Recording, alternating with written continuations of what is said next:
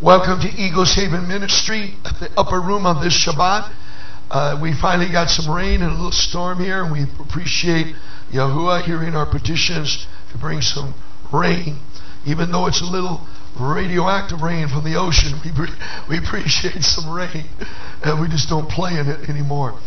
So I welcome you to Eagles Haven channel as well, Eliyahu'sChannel, and Eagles Haven 1 channel on YouTube, Eliyahu'sChannel.com.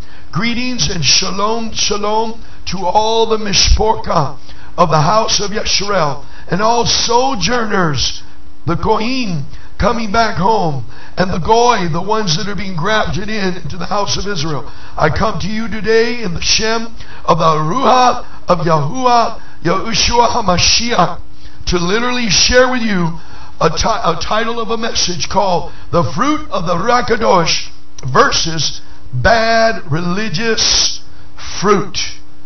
And with this, we want to start off and just welcome the presence of the Ruach of Yahuwah into the atmosphere, into this place, in the Shem of Yahuwah and Yahushua HaMashiach. And I want to start off and share that, first of all, as we come before you very humbly and sensitively, reverently, that we have the opportunity to share with you and teach you the Torah, the Tanakh, Brit Kadasha, and to reveal the whole understanding, not to add or take away from the scriptures, which is happening quite a bit. We have in the Christian community a lot of adding to. And then you have in the house of Yisrael, the followers of Yahuwah, and other groups popping up here and there that are taking away and leaving out some of the things, thinking that some of the protocols of the understanding of leadership is something out of Christianity when it is a Hebrew thing. Say with me, a Hebrew thing is a leadership thing. It's part of the house of Israel, the way He appointed it from Abraham, Ishak, and Yaakov. I want to share with you a little bit before as we begin that Eagles Haven Ministry, where I'm visiting right now in Banning, California, is that Eagles Haven Ministry, even before it come under the fullness of the true name, when we were like a messianic group, we still had their shofars, we were blowing shofars. We used to be the city sweepers, mappers of areas and district. People used to come to me, and we had a group of over 12, sometimes 10, sometimes 14, spiritual warfare people, and we mapped Hollywood. We mapped North Hollywood. We mapped Anaheim Hills, Orange County.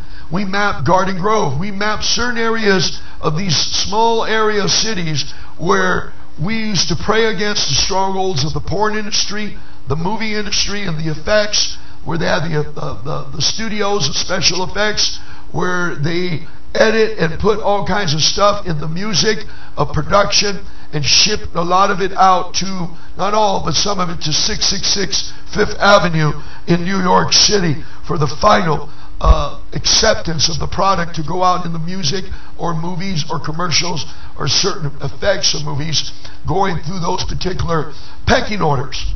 Even in the cult, they have a pecking order, a protocol that they follow in order to prosper in their evil. The problem is that the house of Yisrael is like a time of Gideon. It needs to be gathered under a Gideon and go forth with full authority, with blowing the shofars, breaking the lanterns, and marching forth and going forth against the armies of the enemies of Yahuwah. Eagles Haven Ministry has two major scriptures that we stand on, and we still stand on them. Some people try to say the eagle is a bad example. Haven is a clean word. Eagle is a clean word. It's an unclean animal to eat. But it is also one of the faces of the four living creatures. The four living creatures that have four faces in the scriptures. Okay? So there is a representation of spiritual attributes that we need to understand. So I'm going to start off and read two quick scriptures before we start off in this message to let you know that we're still the same. We're still spiritual warfare people. We still cast out devils and put green blood on our spiritual swords, slaying the wickedness, and the other side of our sword, doing surgical healing in an ER, spiritual ER in the upper room to minister to people. We still blow the shofar and cast down strongholds in the region of the masons that set up pillars and columns in different areas. We need to go into another level, we know, of destroying it physically instead of just doing it spiritually. And we are becoming bold to step in that type of region, in that type of area, the way it was in the days of the word of Yahuwah. Because just praying about it ain't going to do it. It has to have a physical act as well to destroy these forces of darkness in the Shem of Yeshua. I'm going to read you starting from Isaiah or Yeshayahu chapter 40 verse 31.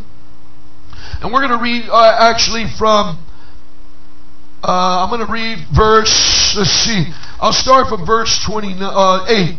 Have you not known? Have you not heard? The everlasting Aloha, Yahuwah, the creator of the ends of the earth, neither faints nor is weary. His understanding is unsearchable. He gives power to the weak, and to those who have no might, he increases their strength. From the youth shall faint, even the youth, will faint and be weary, and the young men shall utterly fall. But those who wait upon Yahuwah shall renew their strength. They shall mount up with wings like eagles. Mount up with wings like eagles. They shall run and not be weary. They shall walk and not faint. This is one of the scriptures by the mouth of 2 or 3 witnesses that we stand and name this ministry. We could have named it some Hebrew name. We could have called it Baruch Hashem or Baruch this or Shem that. But we stayed with it because the ministry is always known in spiritual warfare. Eagles that fly at an altitude and look down, spot the enemy, and destroy it spiritually. Okay? So the other one is in Hosea 8:1. Hosea 8:1 is another confirmation. And this is the other side of this ministry of Eagles Haven, which you need to understand. Especially as we come into the revelation knowledge of taking in the name and cleaning our vocabulary and tongue of all the pagan words. It says in verse 1 of chapter 8, put a shofar to your mouth like an eagle against the house of Yahuwah, because they have transgressed my covenant, and they have rebelled against my Torah. How did they have rebelled? The house of Israel.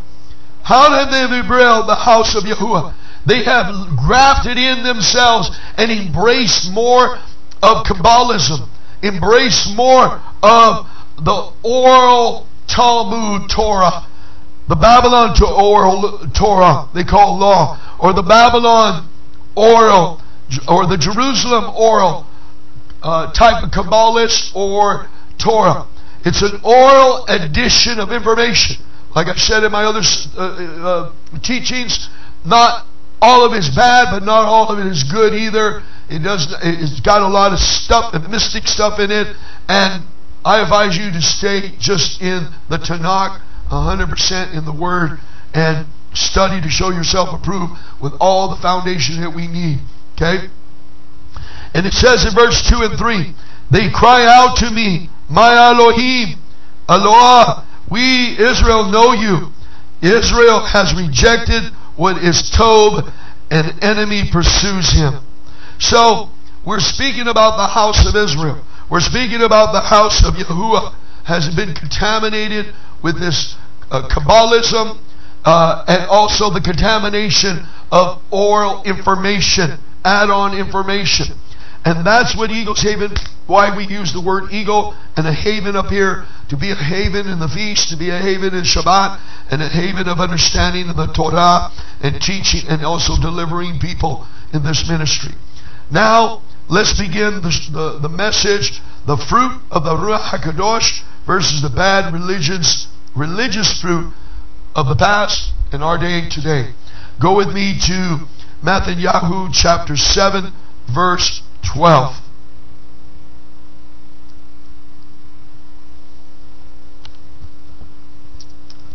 You see, we were noticing, even when we were in the messianic type of walk, belief system, the borderline of the Christian community and the extension of the Torah, but it was still a lot of stuff there we needed to get rid of, especially the pagan words. This is what you need to understand, and I speak to you that watching that are mature, or you link this and send it to your teachers, instructors, overseers, people that call themselves pastors or shepherds or evangelists. There's still some calling themselves apostles, which is a Latin word for the Roman Apostolic Catholic Church. I'd rather shiliach, I'd rather use the word ambassador or emissary because of the root understanding why they labeled that word specifically, that word apostolico or apostolic. So you need to come to an understanding of the revelation of it with the fullness of the Ruach of Yahuwah. I don't use those words because they have phonetic sounds. They have phonetic sounds that release information, vibrations. And the cult world, they know about phonetic sounds. Even in Buddhism or Hinduism and other cults, they do vibrations and they do sound vibrations to summon spirits. They use bright colors and the different multiple colors of flags that the demons could see it and be drawn. They beat the cymbals or the drums at a certain beat and sound of cymbals because they can't hear good and they draw to it. That's another message that demons can't hear good, can't see good, and can't smell good. So they need strong incense, strong sounds, and strong vibrations to summon it. So I want you to know this, that what we're about to share with you, there's a lot of things that have been hitchhiked into the house of Yahuwah, into the house of Yesharel. There's stuff that has been with baggage and garbage has come in. They're learning the knowledge of the understanding of the Shem of Avinu, our father of Abba, but also and his Ben Yahushua. They're having a basic knowledge and they're learning the feasts and the Torahs and Hebrew words, but they're still using the paganistic deity names of grace, mercy, Gloria, the Cruz, which is not, that word's not even invented in Latin until the year 1200. They're using words of all the pagan deities of Goddess Charismatica, Goddess Charis, all these pagan words that in the cult world they release them. They release these principalities over people and with enchantments or invokements of speaking the words out into the atmosphere. So those things need to be cast out of our tongue. They are not definitions of characters of words. They are real title words. We emphasize in Eagles Haven tremendously concerning the word G-O-D. A lot of the followers of Yahuwah continue to use the word G-O-D. The one that's on the dollar bill, that's a German, it's not a title. It is not a title like father, shepherd, mother. It is not. It is the name of a German deity, Good. It's a German deity. In Anglo-Saxon, it was good, and in the written language of the Germanic tongue, it was G-O-D-D, one was G-O-T-T, Gut. So, but they're all under the land of Ing, the land of Ing, the deity of Ing. They call England today. So, those phonetic sounds, they're still saying them. How could you call on the name of Yahuwah and Yahushua and you're still calling on these? I'm talking about to the mature brothers. I'm talking about the baby people that are just learning, and we're just learning to cleanse our tongue like brushing our teeth properly. We're just getting stuff out with a nice pick, getting all that junk out of our lives and our mouth and our thinking and cleaning it and renewing our minds with the renewing of the washing of the word of the Torah, the Tanakh, and Brit Kadasha. So, to you, I share with you some things right now. That's part of it. Cleansing your mind and your tongue from the pagan words is part of it. To clean up your act in your prayers and your intercession, or going into having authority jurisdictionally in territories of principalities like we used to do with teams in Hollywood, North Hollywood, Sun Valley, and all those areas where we used to minister and mark all the movie production studios and all the occult studios and all the porn studios and go against it and cast it down and command it to come down. And believe me, there was times I wanted to throw cocktail bombs in those places where there's child porn and everything, to do it physically. But we would pray and intercede and blow shofars, and the Father would shut it down, and hear our petitions and open the eyes of certain investigators and shut them down because of our prayers, taking the veils of blinders off the community. What we're about to read this morning is to understand the good fruit and bad fruit and how there's still stinking bad fruit in our particular area of the followers of Yahuwah. But we're going to understand how there's believers in Yahuwah that have come in from different religious backgrounds. They come in from Mormonism, Seventh-day Adventists, all forms of the different denominations, which I call Catholic parishes of the Reformation offshoots, the harlot daughter religions, the harlot daughters with the fake trick pimp name called Jesus. We don't follow that trick name anymore. We have Yahushua, his real name, and understand no more tricks. Because when it's time for you to come to the wedding supper, a bride knows the husband's name.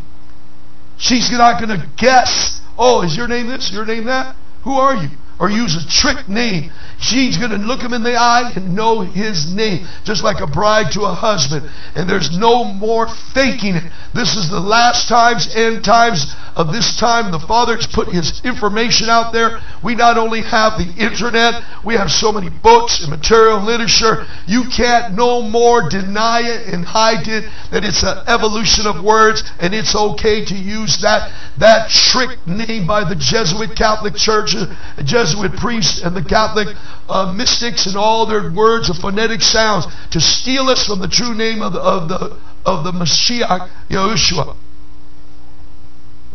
You got to realize, according to Galatians, turned the ball around in the Hebrew mindset. So it's Galatians. Galut was a Hebrew tribe that was assimilated and separated from the city of Jerusalem.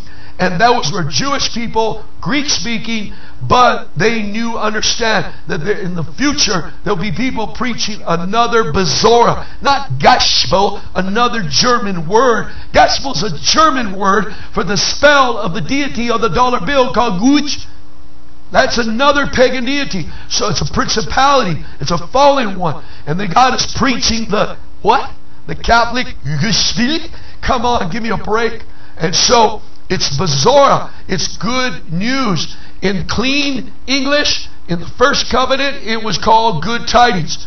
When you look it up under the Greek, under that you peel that plaster, that ugly peeling called geshbel off that word, you'll see a clean Greek word. And in English, it would be good tidings or good news, just like the first covenant was talking about in the Naviim, the prophecies of Yeshayahu, Yirmiyahu, Yeshayahu, and all the Nabi will be speaking that they were preaching the good news even ahead of time back then of what's to come. Okay? So let's begin this message. In Matthew chapter 7 verse 12, it is written, "Therefore whatever you wish men to do to you, do also to them. For this is the Torah and the Hanavi." Now, I start off in verse 12 because I want you to let you know this. He's going to show you the right ruling of the Torah. It's not the word law. That's a land letter. Law is a land word, only $300-something years, in use. And it is a legalistic word that you see in politics in the courtrooms. It's a Latin word. Okay? In reality, it's supposed to be Torah or instructions and the Nabi. Now let's look at 13. Remember, this is the quotation of 12. "Enter in through the narrow gate, because the gate is wide and the way is broad that leads to destruction. And there are many who enter in through it. Because the gate is narrow and the way is hard pressed, which leads to Haim, high in Hebrew. And there are few who find it.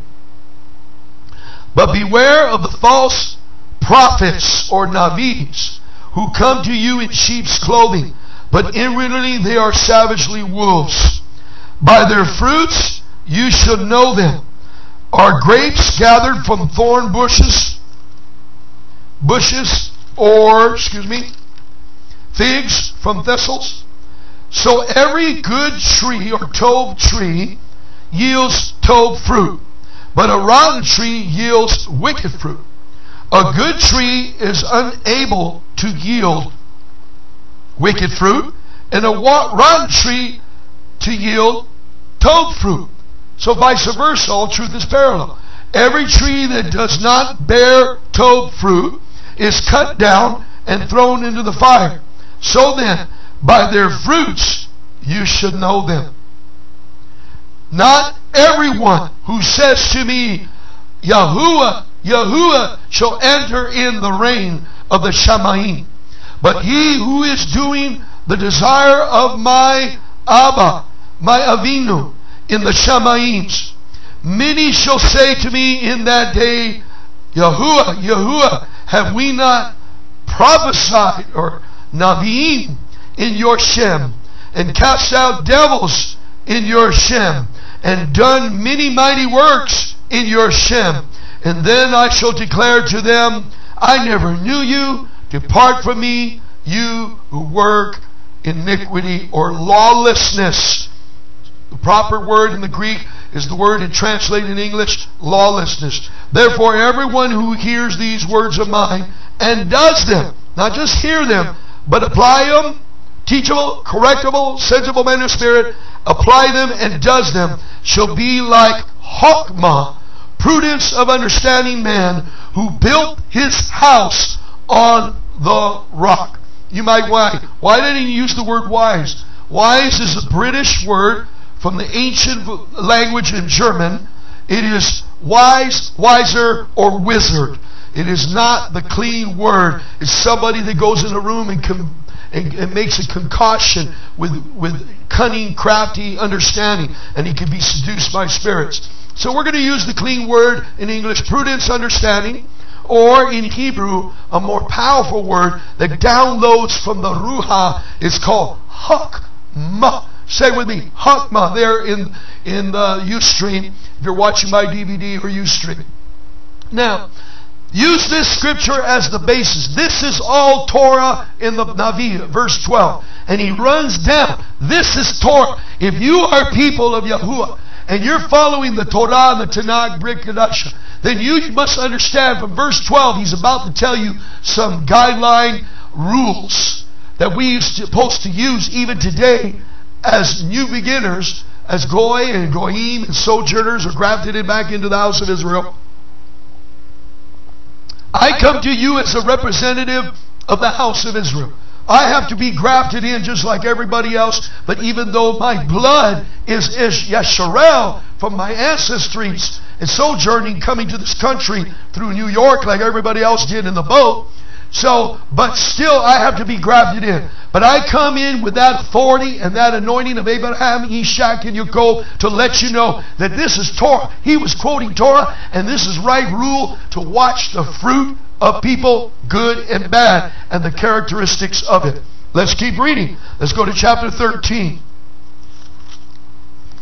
Mark these verses down for further study and homework, or after you watch this message, watch it again, and even I myself, when I watch and edit these, I find myself learning more stuff and getting quickened of other information as well. Chapter 13, verse 23. And that sown on the good ground, I'm gonna kind of jump the gun. If you want to do better homework on it, read starting the beginning of chapter 13. Because of time in the media, we're going to start at verse 23. And that sown on the good soil is he who hears the word and understands it, who indeed bears fruit, and yields some 100-fold, and some 60, and some 30. Another parable he put before them, saying, the reign of Shamayim has become like a man who sowed tov seed in his field. But while men slept, his enemy came and sowed tars, or darnel, as it says in this translation, or tars, or weeds, among the wheat, and went away. And when the blades sprouted and bore fruit, then the darnel, or the tars, also appeared. Now, remember this. I've been on the fields of Texas, and I've seen the difference from a dinar, a tar, and a good wheat. The good wheat is heavy and nourished with vitamins, and it bows down when it's ready and ripe. to be harvested. The dinar or the tar stands straight up with pride and arrogance. It looks okay. It looks like it could be ground up, but it's just full of pride. It's full of iniquity. It's full of bad fruit. You can't eat it. It's not tov to eat. It's the one that's bowing down to the rising and the setting down of the sun. That's full of nourishment. And them that are bowing down to the Ben Yahushua, that are full of his nourishment, are ripe for the harvest of these end times. It's not the arrogant, not the ones that know a lot. Some might say, well, you know, Eagles Haven, they know a little bit, they know a lot, they know this, they know that. That's a different field. We're more in this and that. But I'm going to tell you this right now. If you still got Christian bad fruit from those denominations, of all that junk that have been hitchhiked in, carried in, and you never went in a room and cast that stuff out of yourself or have somebody pray for you, of a company, of men, of elders, of believers, you still got hitchhiking stuff like a time bomb with a mechanism waiting for you to get a large crowd of people and then blow up. You'll find yourself in adultery and in the mind and the eye, or physically you'll find yourself in perversion, or you'll be one of those groups that marry multiple wives and you think you're scripturally sound and should be a part of leadership, when the scripture plainly says that every leader, every single leader, like we taught in that particular teaching on YouTube recently, has to be only the husband of one wife, period, if you want to be in leadership. If you don't, then sit in the back line with all your little wives and children. You know what I mean? But you're not going to be in leadership unless you're the husband of one wife, and the same thing for the women, the wife of one husband. Okay? That is the boundary line, prescribed instructions of the scripture of the Torah concerning the Brit Kadasha, the new beginnings of the new covenant. Okay? So with this understanding, let's go again. Let's go to Galatians chapter 6.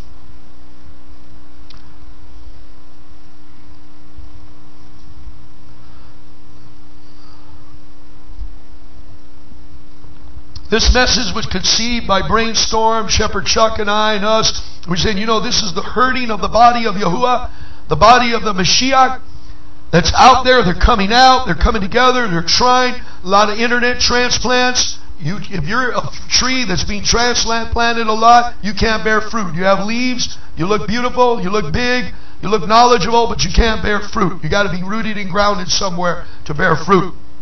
Okay? That's the same thing for us. In the Ruach haKodesh, chapter 6, verse 2, it is written. Again, we begin. Bear one another's burdens, and so complete the Torah of Mashiach. And in this passage of Torah, it is the written Torah. It is actually the written Torah. It's not oral. It's not under. It's not justified.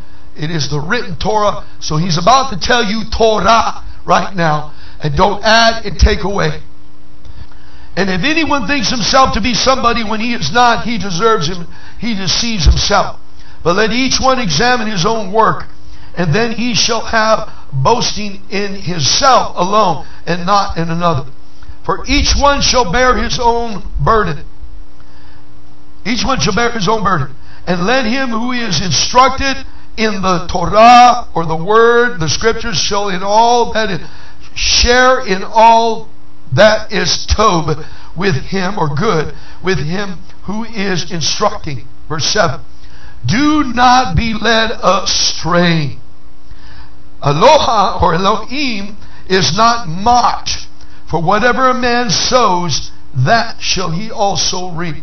So if you're sowing corruption, or you got seeds from the different denominations of offshoot of the Catholic parishes called Christian denominations, or you came out of the New Age, or you came out of certain occult things, you still have bad seed that could be germinated, and you need to cast it out.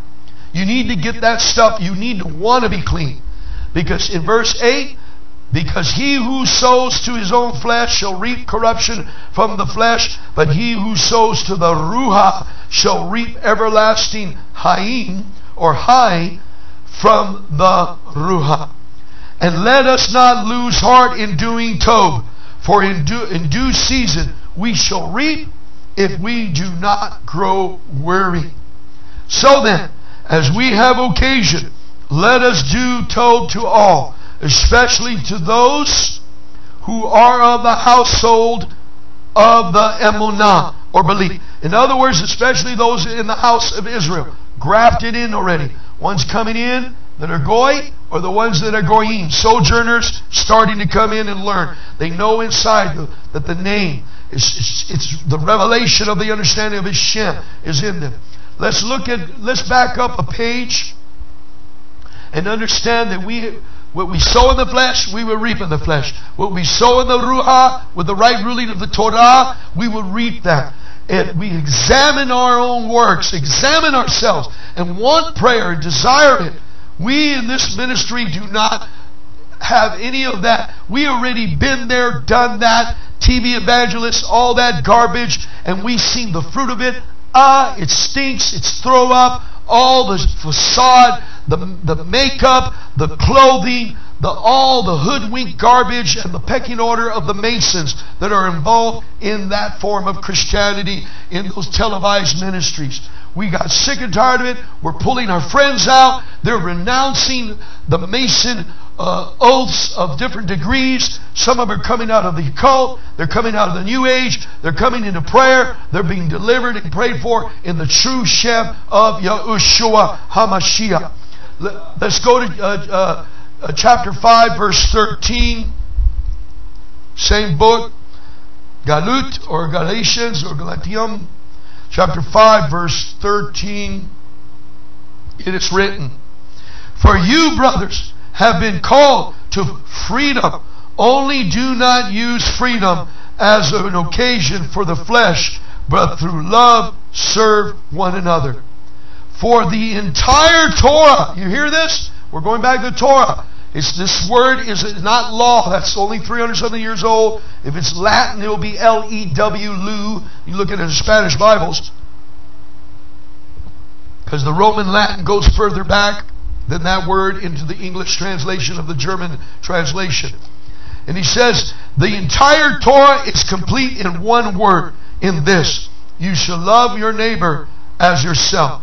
But if you bite and devour one another, beware lest you be consumed by one another.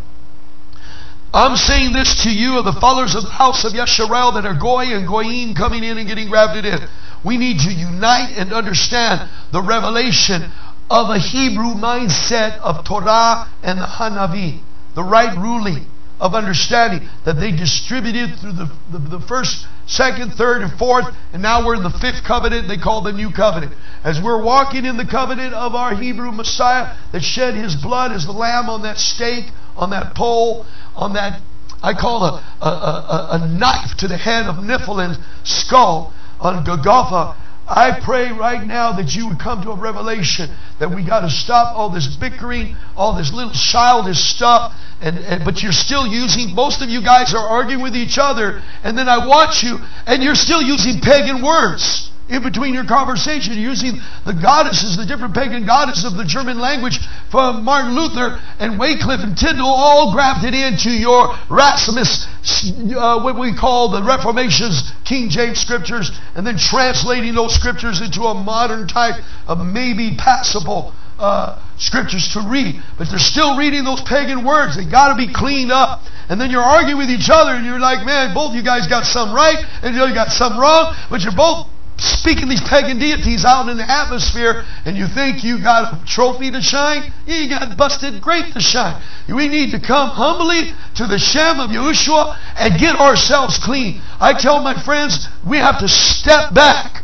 Even from the media for a while. I had to do that. I had to step back from making YouTube and other stuff and look at myself in the mirror of the perfect Torah of freedom and say, I need to clean up some more before I step back in.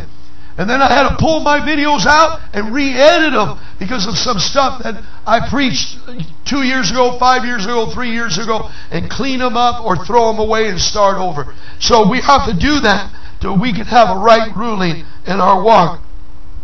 Verse 16, and I say, walk in the Ruach, and you shall not accomplish the lust of the flesh. For the flesh lust against the Ruach, and the Ruach is against the flesh. And these are opposed to each other, so that you do not do what you desire to do. But if you are led by the Ruach, you are not under the Torah instruction. Why? Because we're walking in the Ruach. If we're walking in the love and we're walking in the Ruach, it is written in our lab, our heart. And when it's written in your lab, you don't break it. It's automatic. Every step you do is automatic. Keeping Torah, keeping Torah, keeping Torah. You're not under the Torah like an oral law. You are what you call in it and with it, flowing. And there's none of that, the 10-word covenant or all the information that goes to the right ruling of the 10 marriage covenant. It's like, if I love my wife, I have a marriage ketubah agreement with her. That means when I go to the store, I don't looky-loos to any woman. I don't lust. I don't touch. I don't do none of that because I have a covenant with my wife. It is automatic by love. And that's the way it's supposed to be in the right ruling. When you are walking in the Ruach of the love, he said, the right ruling of Torah, of loving one another, and you're walking in that right ruling, you would flow and keep the whole Torah, the covenant. Of course, we have an advocate if we mess up to come under the blood. But like I always said, you don't have to, when that vulture or that black bird lands on your shoulder to tempt you, you don't have to allow him to stay there and poop all over your shoulder. You can rebuke him and shoo him away. You can keep him from pooping on you if he tries to land on you and tempt you through your ear gate. But you don't have to entertain it. Then you have to clean your spiritual clothes up, so to say. Look in there. He says, now here are the works of the flesh are well known, which are these: adultery, whoring, uncleanness, indecency, idolatry, idol worship, even the idle tongues of speaking the pagan deity names and words, drugs, sorcery, hatred, quarrels, jealousy, fits of rage, selfish ambition, dissensions, factions. Oh, I see a lot of that in the house of Yahuwah. Dissensions and factions. You're just about as bad as the Christians. Envy, murders, drunkenness, wild parties, and the like, of which I forewarn you, even as I also said before, that those who practice, you're practicing the art of being hypocritical or the art of hiding these things, such as these shall not inherit the reign of Elohim, but the fruit of the Ruach. Let's look at it. We looked at the bad, but before we go to the fruit of the good, I want to share this with you. And I share this to somebody out there in leadership. You see, there was a time, one time I was visited by a guy from the church of the church of the God. And he wanted me to go and share some things with him. And he sat me up front. I didn't want to sit up front. I don't like all that. I don't like that stuff. I like to sit with the normal people. All right? And I watched the service. I watched the worship team. I listened to their lead singers. Later on, he invited me to the back. The Ruach gave me a word for him, but I had to give it to him alone because the Father said there's pride. He might not accept it. Then he invited me out to dinner, and we went together. His wife took off with some of the ladies. It was just him and I. The Ruach set it up. And he said, brother, I submit myself to you in humble soul, even though I got denominational overseers, bishops, and stuff like that. I know you're a Navi. I know you speak the word of Yahuwah. I need to know from you, what do you see in me? I need to clean up. I looked him in the eye and I said, behold, I see a man when he was young walking the streets. That man was a pimp, pimping women. When he got the word, he went out of prison and he started a congregation. And you got 90% women in this congregation. You still got a pimp spirit on you. He looked at me, he says, whoa! He started crying. He said, I've been praying and asking the Father for more men in the ministry and less women or married couples. And then I said, I didn't realize I still had baggage. Pray for me, brother, right now. And we were in the back area, got oil, laid hands, cast the spirit of pimp spirit out of them to use the cunning craftiness. Now let me explain what that means. There's a lot of followers of Yahuwah and the followers of Yah that have come in from their Christianity and their Catholic parishes called denominations, and they come in with all this New Age garbage and their charismatic spirits. First of all, When you see people say to a speaker that's in New Age, they're selling Monavi, they're selling some health product or something, they say, wow, that person has a charismatic about them. They're so good. They should be a preacher. And they'll bring many. What do you mean? We bring many to salvation through the anointing, not through a charismatic spirit, a female naked woman that seduces people to listen to the person that's going to sell the product. That's what charismatica is. Excuse me for a minute. So, when we were in the world, and some of you will recognize this, and you need to clean it up. When we were in the world, we used to be into witchcraft. Some of you were in witchcraft, but I'm talking about witchcraft. What is witchcraft? W-I-S-H. Wish. We used to go to parties or gatherings, and we see a girl, if you're a guy, or a girl sees a guy, and they say, oh, I wish he'd just look at me. I just want him to look at me. You're doing metaphysics with the mind. You're doing metaphysics with the mind. The demons are putting it in your head to get the person to collide, and the kinder spirit of wicked spirits would go and have a night together and share in their demonic intercourse of a kinder spirit of bearing witness one to another. Another one is this. I used to know guys that could sell a TV set and won't even have one. I used to know guys to be on the street, sell cars with a registration without a pink slip. I said, how do they do that stuff? I mean, they had a witchcraft. What's witchcraft? Why, they're talking to the people, looking in their eyes, and they would present their product. They were in their brain, they were saying, buy it, buy it. That's wish and a craft they're practicing. They're practicing metaphysics of the mind. And then some of you have come into Christianity and still did the same. Oh, receive the J-Man. Oh, receive the J-Man. Oh, I need a big offering. I need a big offering in their brain. And they're projecting it while they quote a few verses to try to fleece the people. Oh, you tell me you didn't do that? Oh, come on now. I'm guilty with that. I had people pour a whole bottle of oil over me, over that garbage. So don't look at the other side of the screen and say you're innocent. All right? I'm looking you in the eye and I see myself in my past. Okay? Now, then, there's also this. You get people, you come to Yahuwah, you find a few verses of convincing information, you're going to start a doctrine, and you get in a crowd, and in your brain, you're thinking, believe it, this is right. In your brain, instead of present the word, pray, and everybody go away and come back if they're going to believe it or not. It's not, it's the Ruach that brings the unity of agreement. It is now the power of suggestion or the power of a charismatica spirit. Okay? It's a seducing female naked girl. And she has a trinity called grace, charis, or charismatica, charis, and charitias, where you get the money. That's what the Christian ministries are doing when they present their offering. They're operating in their charismatica trinity spirit to bring in all the thousands of dollars so they can fill up their jets and their gas tanks or their jets and stuff and their Rolls Royce and cars. Okay? So some of us have come out of that stuff. You might have been a deacon. You might have been an usher. You might have seen how they manipulated the money in the counter room. You might have seen all that manipulation going on and craft, and you never spoke up against it. I'm out of here. I'm not doing it. You might have came into the name, but you never asked forgiveness to Yahuwah and cleanse you with the blood for participating. For anybody that participates in a sinful deed is a part of the sinful deed, regardless if you were not the leadership or counting the money or using the money. You're participates of it.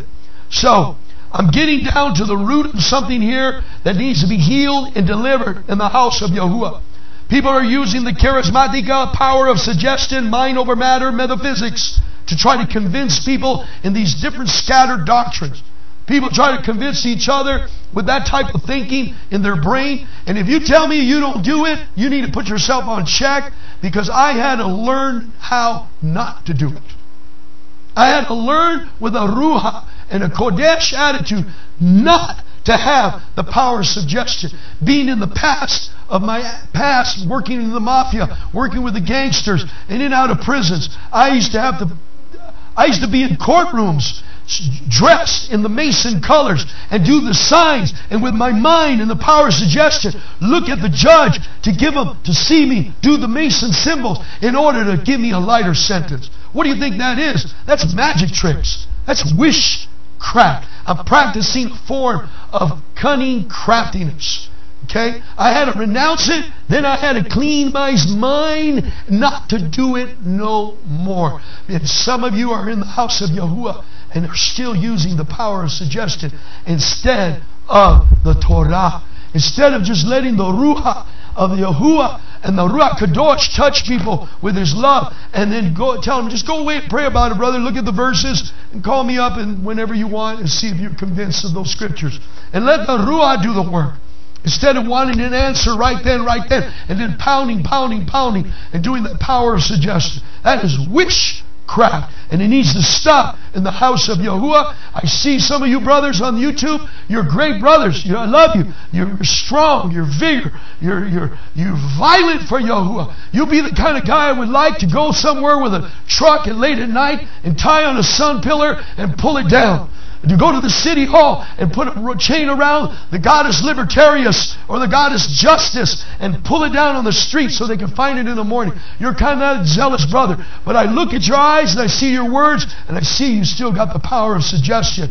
That's not a part of the Ruach of Yahuwah and the Torah seed to germinate and water with His love to get you convinced in the right ruling.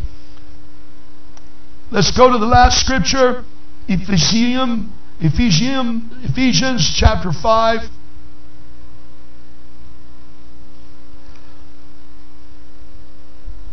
Ephesians chapter 5 verse 1. We saw the fruit of the Ruach haKodesh. I want you from Galatians 6. I want you to read it in chapter 5. I want you to do homework and study it. The bad fruit, the good fruit. We want to operate in the Ruach of Yahuwah.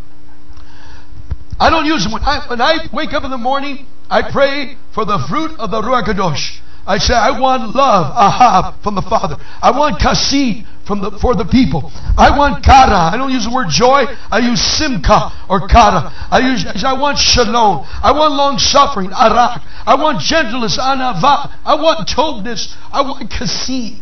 I want emunah. I want emunah. I want anava, meekness. I want temperance. I don't even say the pagan words in the King James fruit of the. If you start saying the fruit of the HS and read it in the pagan words, guess what you're going to get? Exactly what you prayed for. You're going to get the fruit of the pagan words. Okay, so we have to say the right words in the Hebrew, even the Greek, and with the English translation, you can find some clean words, and you pray the fruit of the Ruach haKodesh on you. When you put the fruit of the Ruach haKodesh in you, what happens is He creates a balance in you that if He'll show you and look in the perfect Torah mirror of freedom, not libertarius, not the goddess liberty, but freedom and understanding, that you would see as you daily walk the things you need to pluck.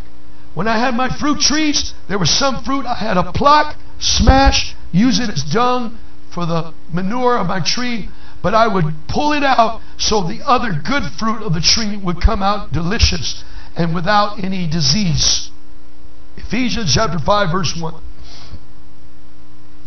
Become the imitators of Eloha or Elohim as beloved children, and walk in love as Mashiach also has loved us and gave Himself for us, a gift and an offering of Elohim or Elohim, for a sweet smelling fragrance. But whoring, all uncleanness, greed of gain, oh man, let it not even be named among you, as is proper among the Kodeshim. Or they call it set apart one, some translation. I use the Hebrew word Kodeshim. Verse 4. Neither filthiness, nor foolish talking, nor coarse, nor jesting, which are not fitting, but rather thanksgiving. For this you know, that no one who whores or an unclean one, and nor one greedy of gain, who is an idler, has any inheritance in the reign of Mashiach Elohim.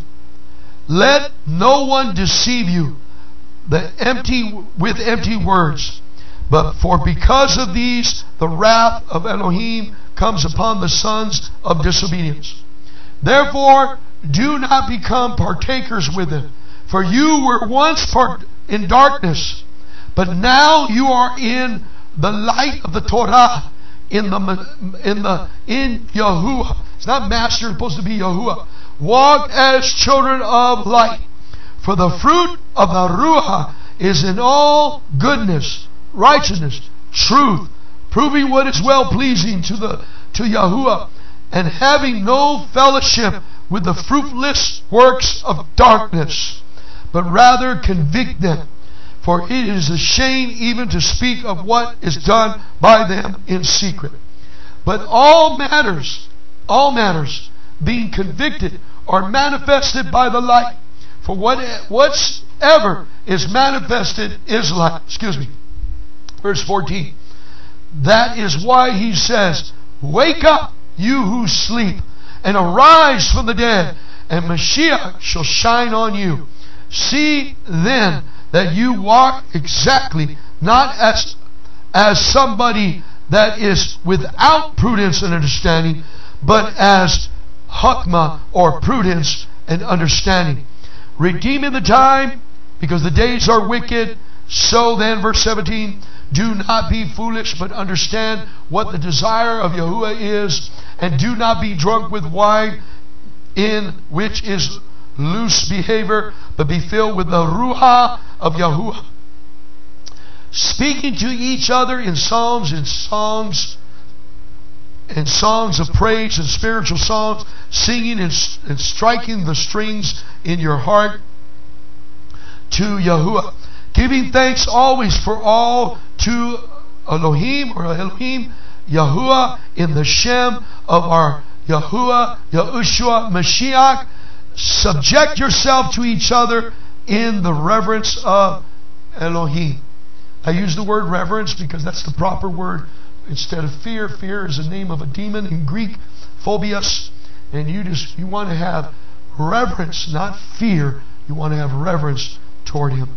So with this understanding, and also in Ephesians chapter 4 verse 14, just turn the page back and it looks at chapter 4 verse 14, and it says this,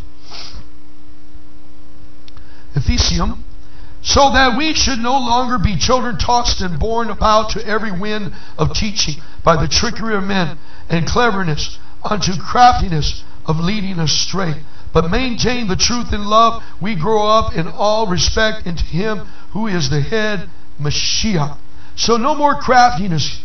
And there's another list we're not going to turn to in Romans. Do some homework. Romans chapter 1, starting chapter 1, verse 1, but you could skip a little bit to 22, 29, and read all the way to the end of another list of envy, deceit, whispers, backbiters.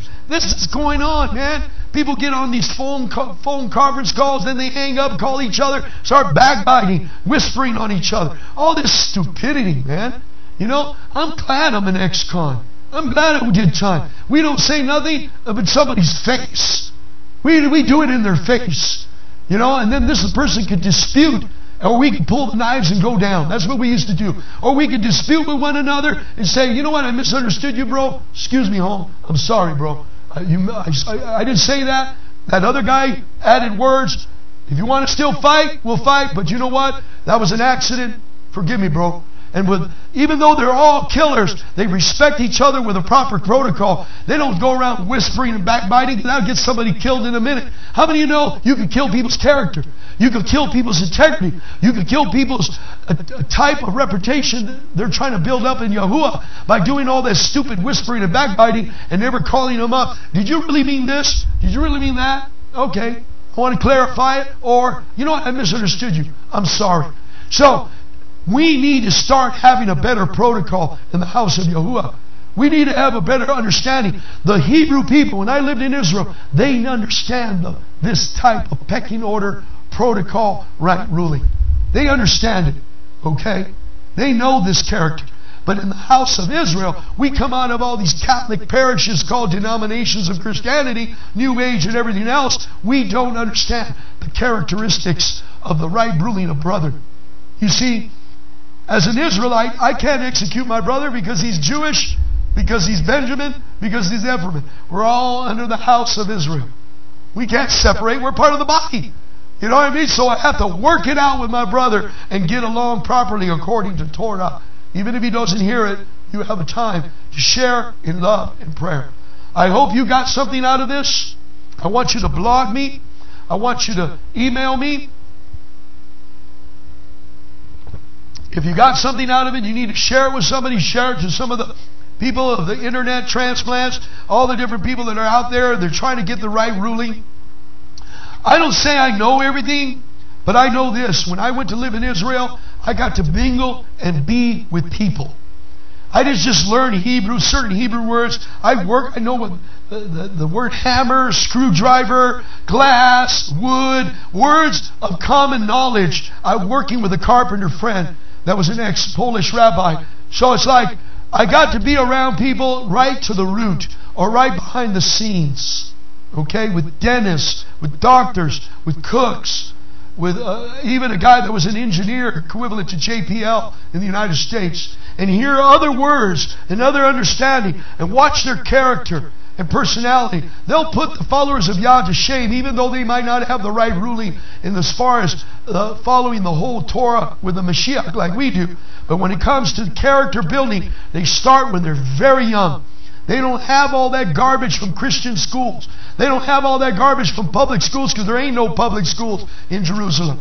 Everything's done through the Shivas, the Mishnah, the different Shavuls, the money is funneled in that each synagogue will teach their children all the adult basic education in high school. And then if they want to go to college or go to the military and learn more, they can go from there. So they got better understanding in characteristics, a personality of understanding of education, which is not learned in our public schools or even in the Christian schools of our past. I love you. Bear with me with this. Study it again. I'm sharing this in love. It was hard to share it, but it needs to be shared because we need correction in the house of Yahuwah. We need order, we need protocol, and we need new unity. And I send you off. May Yahuwah baruch you. May His face shine upon you. May His light of His covenant overshadow you. And may you have a prosperous Berekot Shabbat. Amen and Amen and Amen.